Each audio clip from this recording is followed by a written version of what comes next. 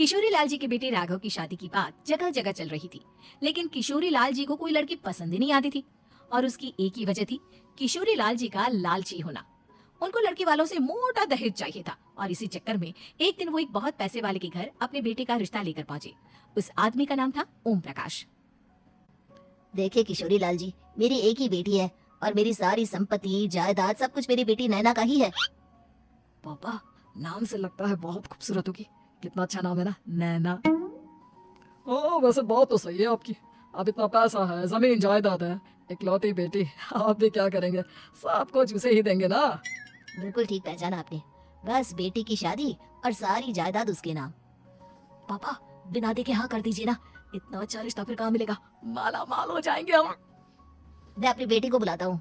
अरे नहीं नहीं नहीं नहीं, आपकी बेटी का नाम नैना है, सुनकर ही लगता है बहुत सुंदर होगी। रहने दीजिए अंकल, मैं तो आपकी बेटी के नाम से इतना खुश हो गया हूँ कि उसे बिना देखे शादी करने को तैयार हूँ। अब तो मैं उसका चेहरा सीधे शादी के बाद ही देखूंगा। और इस तरह राघव नैना का चेहरा नहीं देखता और उससे शादी कर लेता है। शादी के बाद अपनी सुहाग रात पर जब राघव नैना का घूंघट उठाकर देखता है तो नैना की आंखें बंद थी। कितनी खूबसूरत हो तुम नैना, जरा अपनी आंखें खोलकर मेरी तरफ देखो तो सही। नहीं, मुझे शर्म आती है। अरे मैंने तुम्हें शादी से पहले भी नहीं देखा, और अब अगर तुम आंखें खोलकर मुझे देखोगी भी नहीं तो मुझे अच्छा कैसे लगेगा? इससे पहले कि नैना अपनी आंखें खोलकर राघव की तरफ देखती, अचानक से लाइट चली गई और राघव नैना को पूरी तरह से देख भी नहीं पाया। अगली सुबह नैना राघव के लिए नाश्ता बनाकर लेकर आई। अरे ये क्या, आधा पराठा सीका हुआ है और आधा बिल्कुल कच्चा। ये तुमने क्या किया नैना?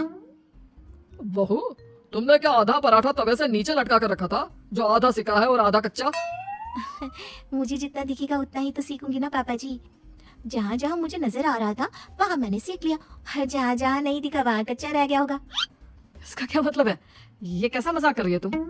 अरे बहू, तुमने इतना लंबा घूंघट क्यों लगाया हुआ है? देखो, हमारे घर में बहुओं को बेटी की तरह रखा जाता है, और फिर तुम तो इतना सारा माल लेकर आई हो।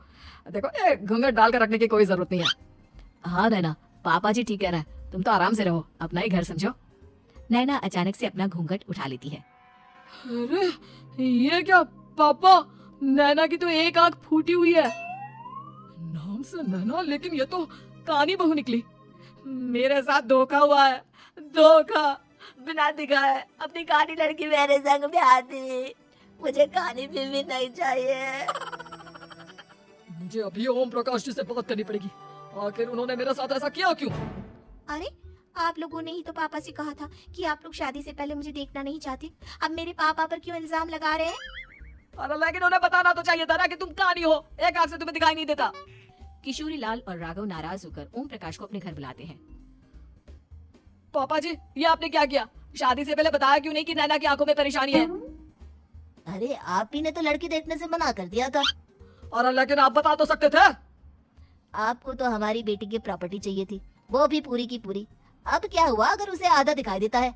प्रॉपर्टी तो आपको पूरी मिल गई ना। अरे ये क्या बात हुई? मेरी शादी प्रॉपर्टी से नहीं, आपकी बेटी से हुई है। अब ये तो पहले सोचना चाहिए था, तब तो मेरी प्रॉपर्टी देखकर तुम्हारी जुबान लप लपा रही थी। लेकिन मैं कानी लड़की को अपनी बीवी बनाकर नहीं रख सकता। पापा कुछ करिए ना आप। हाँ करता हूँ।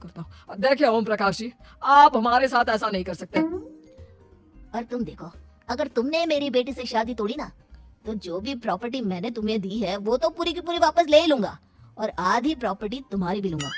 अरे मेरी आधी प्रॉपर्टी भला क्यों लेंगे आप? इसलिए क्योंकि मेरी बेटी को आधा नजर आता है और उसकी नजर अभी तक तुम्हारी आधी जायदाद पर ही पड़ी है। अब तुम उसे घर से निकालोगे तो कुछ तो लेकर जाएगी ना। और अगर हम आपकी बेटी को अपने घर की बहू बनाकर रखे तो? तो तुम्हारी पूरी प्रॉपर्टी तुम्हारी ही रहेगी, और जो मैंने तुम्हें दिया है ना उसमें से बस मैं आधा लेकर जाऊंगा। अरे लेकिन अब आप अपनी दी हुई प्रॉपर्टी में से आधी वापस क्यों लेकर जाएंगे? अगर मैं आपकी बेटी को अपनी पत्नी बनाकर रखने को तैयार हूँ तो? इसलिए ताकि भविष्य में अगर तुम मेरी बेटी को धोखा दो तो उसके पास कुछ तो रहे जो पति का हो। वैसे मेरे पास तो बहुत कुछ है, लेकिन अपने पति की कोई निशानी तो उसके पास होनी चाहिए ना। अब अगर तुमने मेरी बेटी को कानी कहा तो तुम्हें प्रॉपर्टी भी कानी ही मिलेगी, पूरी नहीं। जमाए राजा। किशोरी लाल और राघव समझ चुके थे कि वो बुरी तरह फंस चुके हैं और अब उनके पास वहाँ से निकलने का कोई चारा नहीं है। अब समझ में आया ना, लालच बुरी बला होती है। एक तो तुम्हें प्रॉपर्टी मिली, ऊपर से बीवी मिली, उसमें तुम्हें नखरे भी दिखाने हैं। आए बड़ी, चुपचाप बैठो तुम। कुछ दिनों के बाद नैना राघव की कार लेकर बाजार घूमने निकलती है और जब कार लेकर वापस आती है ये क्या, एक तरफ से मेरी गाड़ी पूरी खराब हो चुकी है। लगता है तुमने मेरी गाड़ी को किसी दूसरी गाड़ी के साथ एक्सीडेंट किया है। अरे अरे, कितना बड़ा नुकसान कर दिया तुमने बहू। वो क्या है ना पापा जी, मुझे एक आंख से दिखाई नहीं दे रहा था, सामने से गाड़ी आ रही थी। मुझे तो सिर्फ आधा ही दिखाई दिया और वो गाड़ी मेरी कार से रगड़ती हुई निकल गई। अब मैं क्या करूं बताओ? आप इसे ठीक कराने के पैसे कौन देगा, तुम्हारे पापा? तुमने मुझसे इस तरह से बात की? अभी रुको। नैना राघव की शिकायत ओम प्रकाश को कर देती है। देखो राघव, अब जो मेरी आधी प्रॉपर्टी तुम्हारे पास थी ना, उसमें से आधी और मैं लेकर जाऊंगा, क्योंकि तुमने मेरी बेटी को डांटा।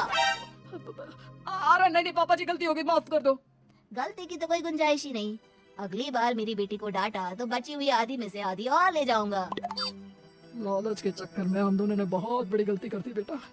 एक तो तुम्हें कानी बहू मिली और ऊपर से जो माल मिला वो भी काला। इस तरह राघव की हर एक गलती पर ओम प्रकाश उसकी प्रॉपर्टी का आधा आधा हिस्सा लेकर अपना सारा माल वापस ले गया और राघव को कानी बीवी से काम चलाना पड़ा।